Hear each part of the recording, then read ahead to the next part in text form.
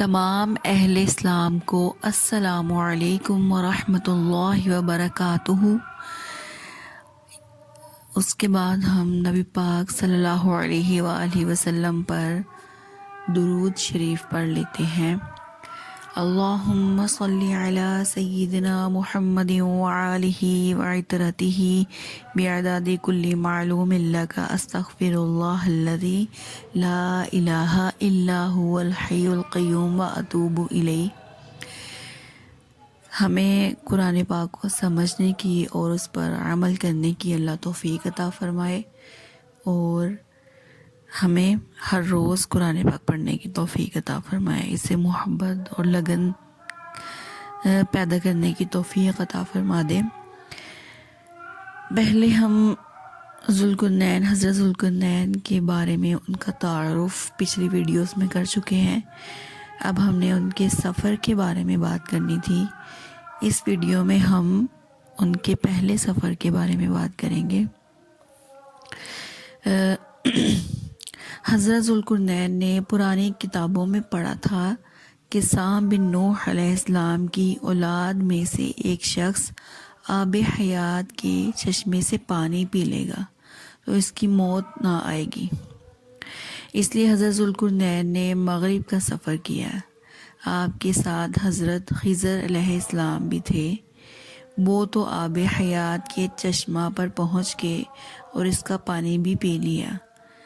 یہاں پہ میں تفصیل سے بتاتی چلوں کہ حضرت خضر علیہ السلام جو ہے انہوں نے آب حیات کا پانی پیا ہے اور وہ زندہ ہے۔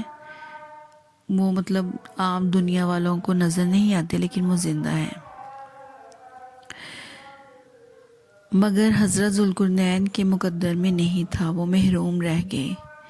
اس سفر میں آپ جانب مغرب روانہ ہوئے تو جہاں تک آبادی کا نام و نشان ہے وہ سب منزلیں طے کر کے آپ ایک ایسے مقام پر پہنچے کہ انہیں سورج کے وقت ایسا نظر آیا کہ وہ ایک سیاہ چشمہ میں ڈوب رہا ہے، جیسا کہ سمندری سفر کرنے والوں کو آفتاب سمندر کے کالے پانی میں ڈوبتا نظر آتا ہے۔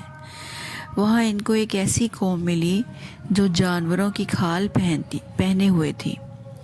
اس کے سوا کوئی دوسرا لباس ان کے بدن پر نہیں تھا، اور دریائے مردہ جانوروں کے سوا ان کی غذا کا کوئی دوسرا سامان نہیں تھا۔ یہ قوم ناسک کہلاتی تھی۔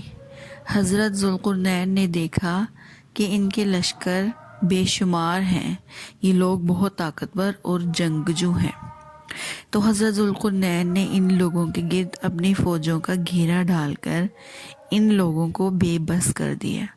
چنانچہ کچھ لوگ تو مشرف با ایمان ہو گئے، مگر کچھ آپ کی فوجوں کے ہاتھوں مقتول ہو گئے۔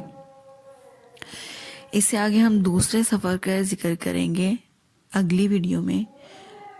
پلیز دیکھتے رہیے، اور اللہ آپ لوگوں کو خوش رکھے، اللہ کا فضل و کرم آپ پر برستا رہے، اور ہمیں اللہ ایمان کی دولت سے مالا مال رکھے۔ یہ آج کے دور میں بہت زیادہ ضروری ہے کہ اللہ ہمارے ایمان کو قائم و دائم رکھے اور ہمیں صراط المستقیم پہ چلنے والا بننے کی توفیق عطا فرما دے۔ آمین یا رب العالمین۔